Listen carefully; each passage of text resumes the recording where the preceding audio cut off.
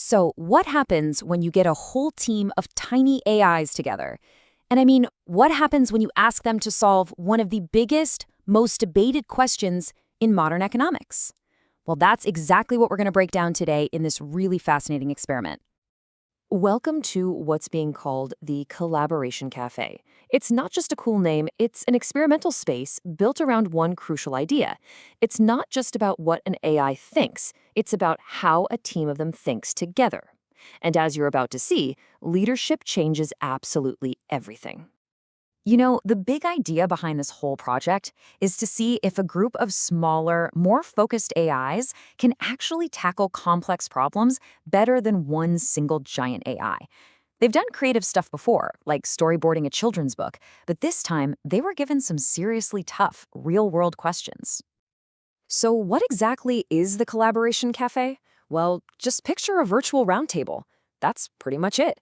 It's a digital space where these small language models are brought together to talk, debate, and build on each other's ideas to try and crack some really hard nuts. And here's the kicker, the thing that makes this so impressive. Each AI in this experiment is a pretty small 4 billion parameter model.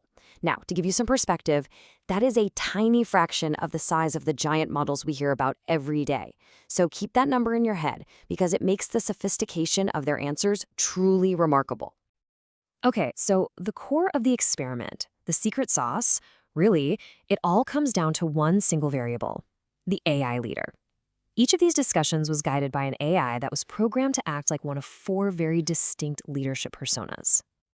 And here they are, our four contenders. First up, you've got the autocratic leader, all about control and rigor. Then the democratic leader, who's focused on collaboration and making sure everyone's on the same page.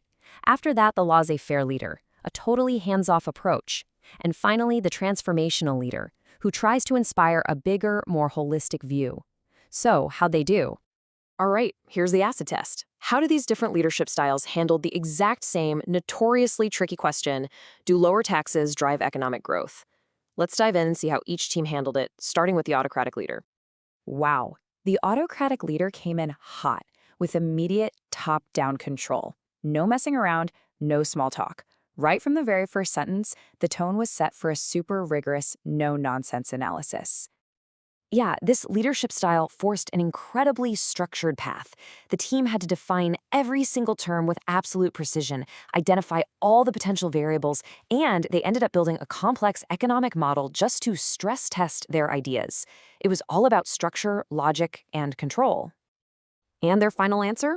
Well, it was a very carefully worded, nuanced conclusion. It's a classic "it depends," but this time it was backed by a really rigorously defined set of conditions. You can see how the process itself shaped the cautious nature of the answer.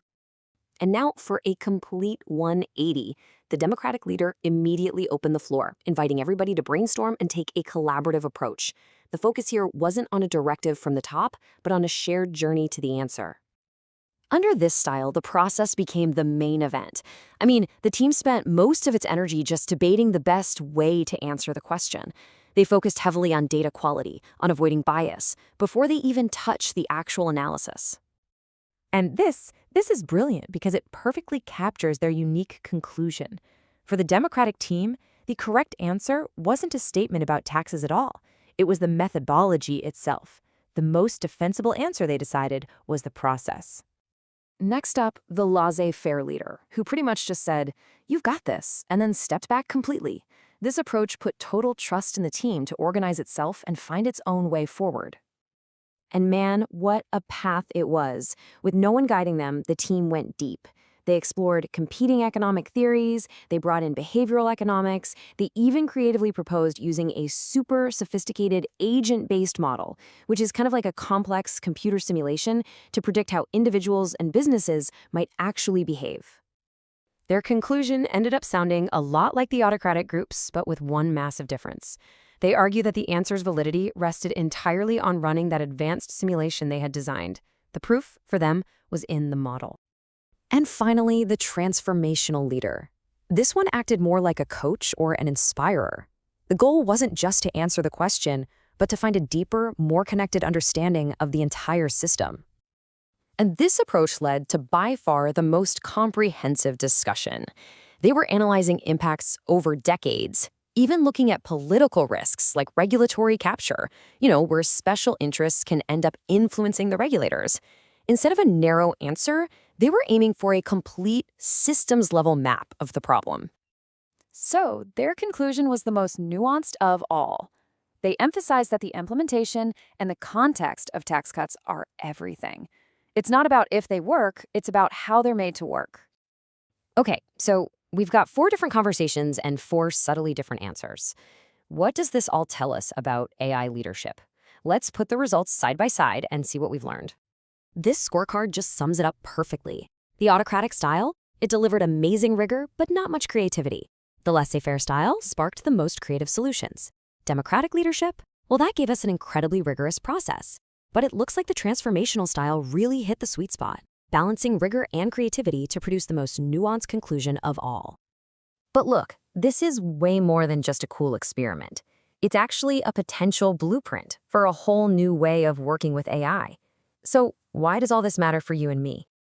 I mean, just imagine using a framework like this to analyze a new policy before it even becomes law, or to have an AI red team whose only job is to challenge and stress test your business strategy.